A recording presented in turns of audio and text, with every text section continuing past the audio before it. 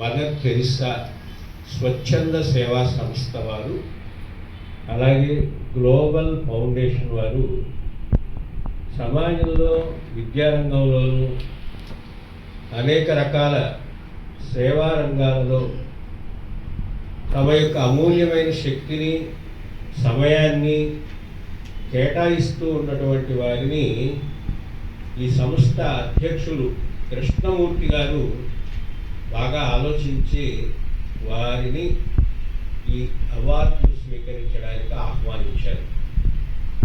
నేను కూడా తొలుత ఏదైనా అవార్డు అంటే అది ప్రభుత్వం ఇచ్చేదైతే ప్రతిభావంతులం మేము అంటూ దరఖాస్తు చేసుకునే పద్ధతులు ఉంటాయి.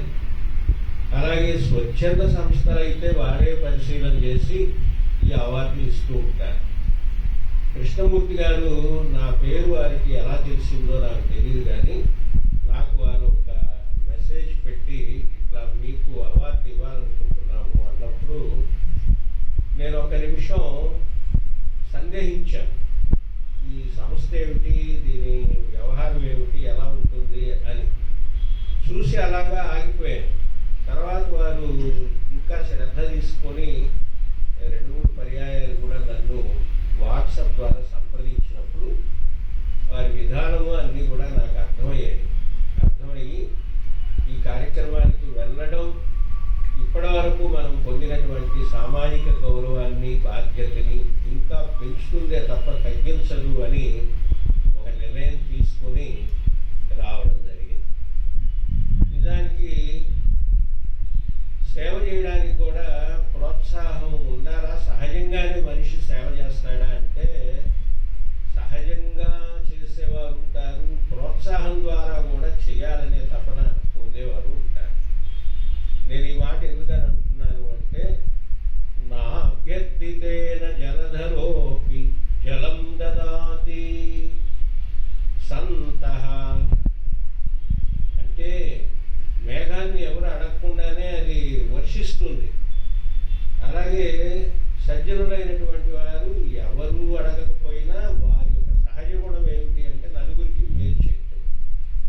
ఇది మా చిన్నతనంలో మా గురువు గారు చెప్పిన శ్లోకం.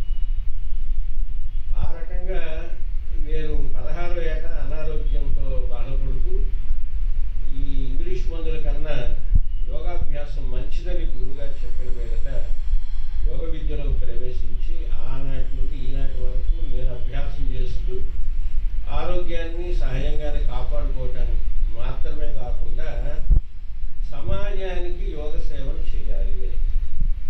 ఆ రకంగా 1994 నుండి ఈనాటి వరకు కూడా శ్రీ వెంకటేశ్వర యోగ సేవా కేంద్రము అనే సంస్థను స్థాపించి ఇది ప్రధానంగా ఉమ్మడి గుంటూరు, కృష్ణా జిల్లాలో ఉంటుంది. విజయనగరం ఇంకా కొన్ని ప్రాంతాల్లో కూడా ఉంది. ఇప్పుడు ఈ సంస్థలో 40 మంది యోగాచార్యులు సేవలు చేస్తున్నారు, నిస్వార్థమైన సేవలు. 200 మంది కార్యకర్తలు ఉన్నారు. దాదాపుగా లక్షలాది మందికి యోగ సేవలు అందించాం. 2016 అంతర్జాతీయ యోగా దినోత్సవం రోజు మాన్య ముఖ్యమంత్రి వర్యులు నారా చంద్రబాబు నాయుడు గారు కూడా ఆయుష్ సంస్థ ద్వారా యోగ సేవలు ఎవరు చేస్తున్నారు అనేది మేము అభ్యర్థన పెట్టకుండా వారే ఒక సమీక్ష చేయించి ఆహ్వానించి సత్కరించడం జరిగింది. అయితే మనం మానవ సేవయే మాధవ సేవ అన్న భావంతో మనల్ని మనం సుఖంగా జీవితాన్ని గడుపుకుంటేనే కొంత భాగాన్ని సమాజం కోసం వెచ్చించినప్పుడు కలిగే తృప్తి చాలా ఉంటుంది. ఆ తృప్తి బాగుంటుంది అనేది 10 మందికి కూడా సేవ చేసేందుకు ఒక ప్రోత్సాహాన్ని ఇస్తే ఆ తృప్తిని వారు కూడా అనుభవంలోకి తీసుకుంటారు. తీసుకొని నలుగురికి వాళ్ళు సేవ చేయడానికి ముందుకు వస్తారు. ఈ అవార్డు అనేది అలాంటి ప్రోత్సాహంగానే నేను భావిస్తున్నాను. ఎందుకనంటే అవార్డుల కోసం సేవ చేయం, సేవ చేస్తూ ఉంటే ప్రోత్సహిస్తూ మీరు చేసే సేవ బాగుంది, మీరు ఇంకా దీన్ని కొనసాగించండి, మీలాగా 10 మందిని తయారు చేయండి, ఈ సమాజానికి మేలు జరుగుతుంది అనే భావాన్ని ఈ అవార్డు అనేది ప్రోత్సహిస్తుంది. అందువల్ల నిజానికి సన్మానాత్ తపోనాశ అన్నారు సంస్కృతంలో. సన్మానం తీసుకుంటే శక్తి పోతుంది అన్నారు. కానీ మరి ఆధునిక కాలంలో అనేక రకాల మార్పులు వచ్చాయి. ప్రజలు స్వార్థం చుట్టూ తిరుగుతున్నారు. మన శక్తిని, మన విద్యని, మన ధనాన్ని కొంతైనా సమాజానికి కేటాయిస్తే బాగుంటుందనే భావన కూడా లేకుండా ఉండేవాళ్ళు ఉన్నారు. కాబట్టి ఈ సన్మానం, పురస్కారం అనేది గొప్ప ప్రోత్సాహాన్ని ఇస్తుంది. మంచి వైపు మనిషి ప్రయాణించడానికి ఇది ఒక ప్రోత్సాహంగా భావిస్తున్నాను. మరి కృష్ణమూర్తి గారు వారు సీనియర్ జర్నలిస్టు, అలాగే దశాబ్దాల తరబడి సేవారంగంలో ఉన్నారు. ఆయన ఈ కార్యక్రమం ద్వారా నలుగురికి మేలు చేసి ఒక వృద్ధాశ్రమాన్ని కూడా నడుపుతూ దానికి కూడా మనం ప్రోత్సాహాన్ని ఇస్తే బాగుంటుంది. మరి వారి యొక్క సేవ కూడా అమూల్యమైనది. ఎన్నో వృత్తుల్లో ఉన్నటువంటి మేమంతా అధ్యాపక వృత్తిలో ఉన్నవాళ్ళు. 4 ఏళ్ళు ఆంధ్ర యూనివర్సిటీలో డిప్యూటేషన్ మీద ప్రొఫెసర్గా చేశాను. ఇప్పుడు ఆర్ట్స్ కాలేజీ రాజమహేంద్రవరంలో సీనియర్ ఫ్యాకల్టీగా పనిచేస్తున్నాను. వచ్చే సంవత్సరం రిటైర్ అవుతాం. ఈ రిటైర్ అయ్యే ముందు గురుగారు మీకు ఒక అవార్డు వస్తుంది రండి అంటే, మాకు సీఎం గారు ఇచ్చినప్పటి అవార్డు గొప్పదైతే దానికంటే ఇప్పుడు మళ్ళీ చాలా ఆనందం కలిగింది. ఎందుకంటే రాష్ట్ర స్థాయిలో ఒకసారి అవార్డు వస్తే మరొక పర్యాయం పొందడానికి అంత అర్హత లేదని నేను అనుకుంటున్నాను రూల్స్ ప్రకారం. మరి అలాంటిది కృష్ణమూర్తి గారు మరలా ఇట్లా గెలవటం ఆనందం కలిగింది. మరొక గొప్ప ఆనందం ఏమిటంటే, మా జీవితంలో చిన్నప్పుడు గుంటూరు జిల్లాలో ఉన్నాను, సెంట్రల్ యూనివర్సిటీలో చదువుకున్నాను. విశాఖపట్నంలో పిహెచ్డి చేయాలని నా కోరిక ఆంధ్ర యూనివర్సిటీలో. అయితే మా గురువులు కేంద్రీయ విశ్వవిద్యాలయం ఆచార్యులు లేదు ఫెలోషిప్ ఇక్కడ వచ్చింది కాబట్టి నువ్వు ఇక్కడ చేయాలి, అక్కడికి వెళ్ళటానికి వీలు లేదన్నారు.